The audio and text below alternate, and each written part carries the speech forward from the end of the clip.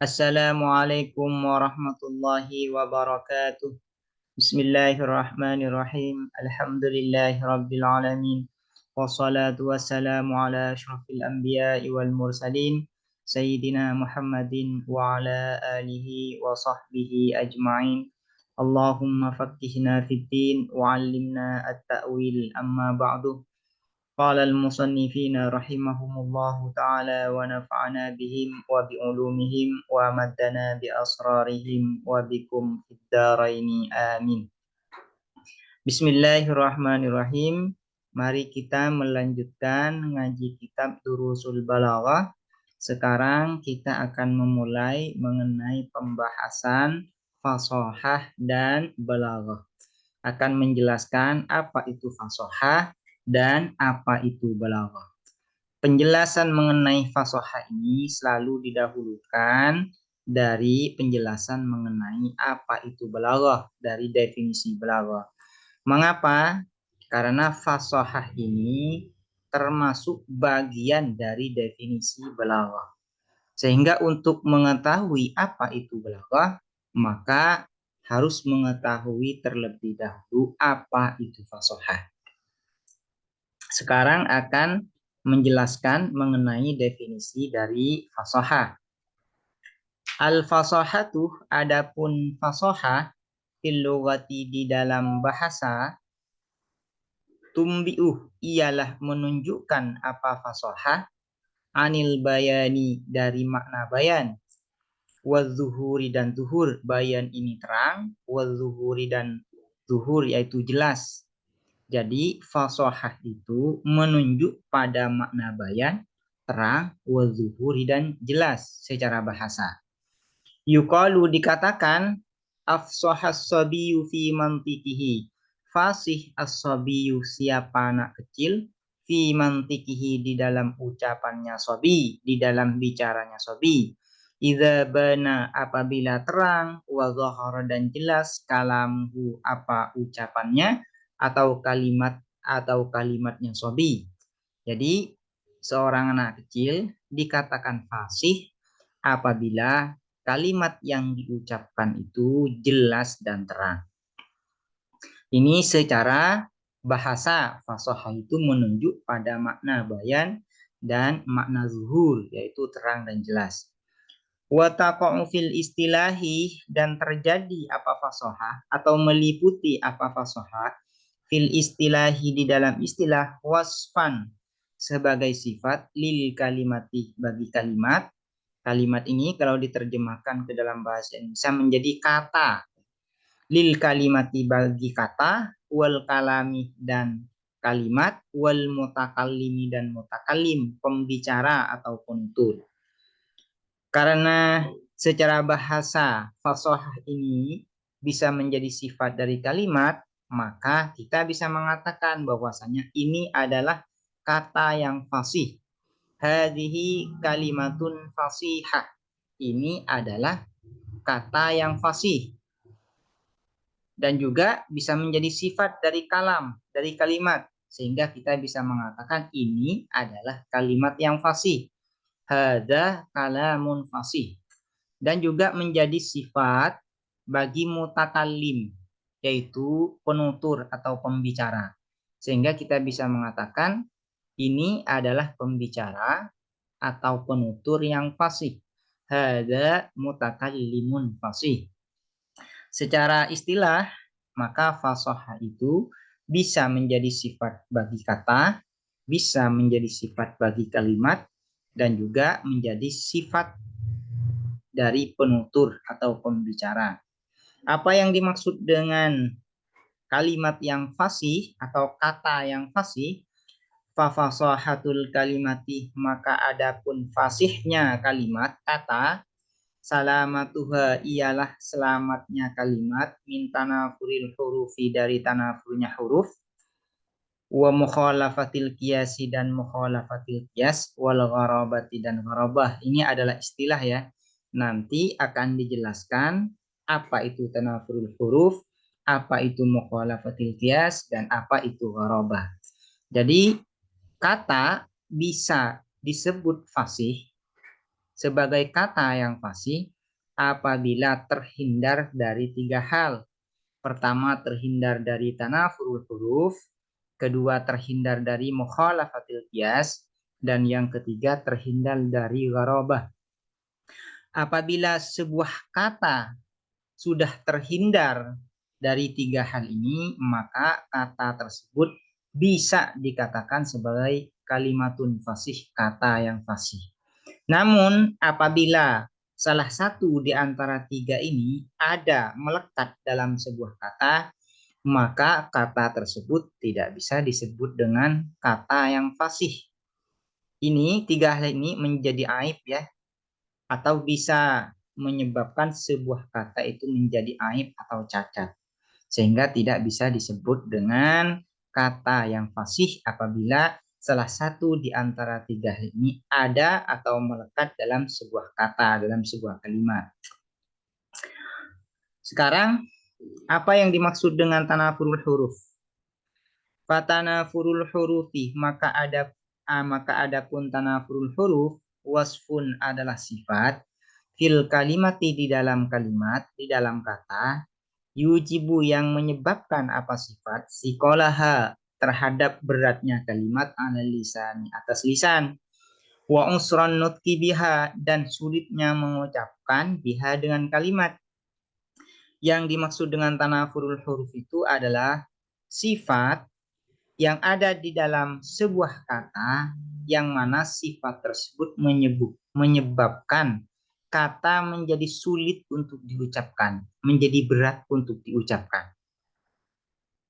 Para ulama berbeda mengenai sebab huruf itu menjadi tanafur atau sebab tanafurul huruf.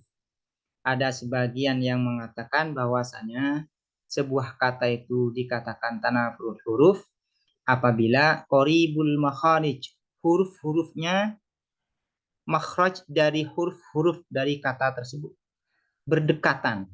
Misalnya sama-sama dari halak, dari keluar tenggorokan, makhraj hurufnya sama-sama halak, tenggorokan semuanya. Maka itu bisa menyebabkan tanafurul huruf, bisa menyebabkan kata tersebut menjadi sulit untuk diucapkan apabila huruf-huruf yang merangkai kata tersebut semuanya keluar dari satu makhraj. Keluar dari satu makhraj. Sebagian ulama ada yang mengatakan bahwasanya sebuah kata bisa tanafurul huruf apabila huruf-hurufnya ba'idul makharij, saling berjauhan. Makhraj huruf yang satunya berjauhan satu sama lain, sehingga menyebabkan kata tersebut menjadi sulit untuk diucapkan, menjadi berat untuk diucapkan. Itu yang disebut dengan tanafurul huruf, yaitu tanafurul huruf ini menyebabkan sebuah kata menjadi sulit untuk diucapkan. Itu disebut dengan tanafurul huruf. Contohnya, nahu al-lishi, al-lishi, al-lishi lil maudhi'il khashini, bagi tempat untuk menunjuk pada tempat yang kasar ya. Untuk menunjuk pada tempat yang kasar. Contohnya lagi, wal hu hu, wal hu hu. Ini semuanya makhrajnya sama, yaitu halak ya. Ha, ain, kha, dan ain. Sehingga karena huruf-huruf dari kata ini semuanya makhrajnya adalah berdekatan, saling berdekatan semuanya, maka sehingga menyebabkan kata ini menjadi sulit untuk diucapkan. Huwa, huwa. Nah ini. Ha, huruf halak makhrajnya. Makhrajnya halki, ain juga halki, kha juga halki, ain juga halki. Sehingga apabila bersatu dalam sebuah kata, maka huruf-huruf ini menyebabkan ya kata tersebut menjadi sulit untuk diucapkan. Nah, hu ini disebut dengan tanafurul huruf.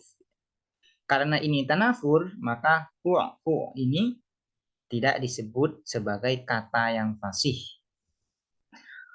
Apa arti dari hu ini? Linabatin bagi tumbuhan, tara'ahu yang memakan hu terhadap nabat, al-ibilu apa unta. Jadi hu ini artinya adalah tumbuhan yang dimakan oleh unta. Nah, ini. Contohnya lagi yang tanafur, wan nukohi, Nah, lil ma'il azibi untuk menunjuk pada air yang tawar, as-sofi yang bersih atau jernih. Contohnya lagi yang tanafurul huruf, wal mustashziri lil maftuli untuk menunjuk sesuatu yang dipintal ya. Nah, misalnya benang dan lainnya. Nah, ini wal mustashziri. Ini sulit untuk diucapkan. Karena ini terjadi tanafurul huruf, maka kata ini tidak disebut dengan kata yang fasih. Yang kedua, apa yang dimaksud dengan mukhalafatul qiyas? Wa mukhalafatul qiyasih, dan adapun mukhalafatul qiyas, artinya mukhalafatul qiyas ini menyalahi kaidah ya. Kaunul kalimati, ialah adanya kalimat kata, ghairu jariyatin, ialah tidak sesuai atau tidak berjalan, alal qanunis sorfi, atas kaidah-kaidah sorof. Sebuah kata disebut dengan mukhalafatul qiyas apabila kata tersebut tidak sesuai, tidak mengikuti kaidah yang ada di dalam ilmu sorof. Misalnya, kajam ibukin ala bukotin, seperti menjamak lafadz buk ala bukotin atas bukotin. Bukin dijamak menjadi bukotin. Nah, ini tidak sesuai dengan kaidah sorof. Fi qaulil mutanabbi, di dalam perkataan al-mutanabbi, fa iyyaku ba'dun nasi saufan lidaulatin, maka apabila ada ba'dun nasi, siapa sebagian manusia, saifan ialah pedang, lidaulatin bagi negara, fa fin nasi buqatun laha wa tabulun, maka ialah di dalam manusia buqatun, adapun trompet, laha bagi daulah, watabulun dan gendang. Ini mahalu syahidnya ada lafadz buqatun. Mufradnya adalah bukun. Di dalam syair ini, bukun ini dijamak menjadi buqatun. Seharusnya jamaknya bukan buqatun, tapi abwakun. Idzil qiyasuh, karena adapun kiasnya, kaidahnya, fi jam'ihi, di dalam jamaknya lafadz bukun, lil killatih untuk jamak killah, abwakun adalah abwakun. Seharusnya bukun jamak kilahnya adalah abwakun ya. Seharusnya jamaknya adalah abwakun. Namun di dalam syair ini malah dijamak menjadi buqatun. Nah, ini namanya tidak sesuai dengan kaidah sorof. Karena ini tidak sesuai dengan kaidah sorof, maka kata buqatun ini tidak disebut dengan kalimatun fasihah, tidak disebut dengan kata yang fasih.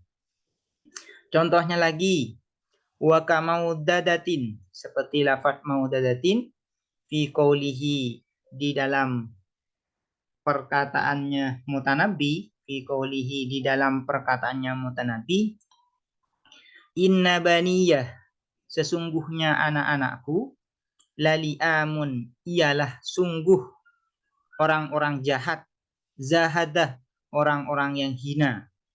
Ma liya fi sudurihim, tidak ada liyah bagiku, fi sudurihim di dalam hati-hati mereka atau dada-dada mereka, min maudadatin dari kasih sayang. Wal qiyasu,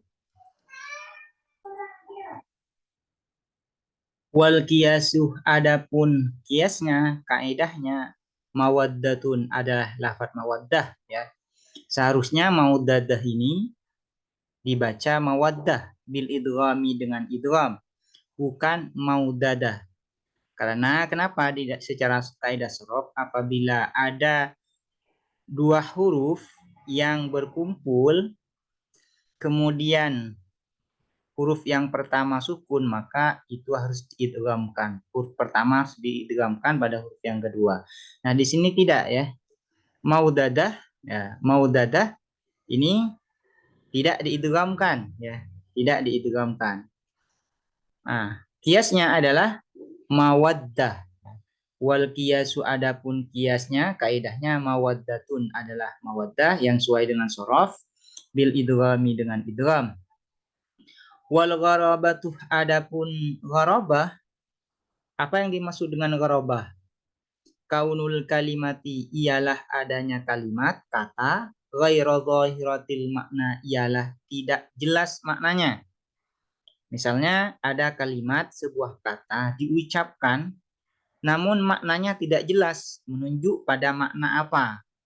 Karena misalnya karena kalimat tersebut, kata tersebut jarang digunakan atau tidak dikenal, misalnya ya, maka itu juga tidak disebut dengan kalimatun fasih, kalimat yang fasih. Kenapa? Karena gharabah, asing.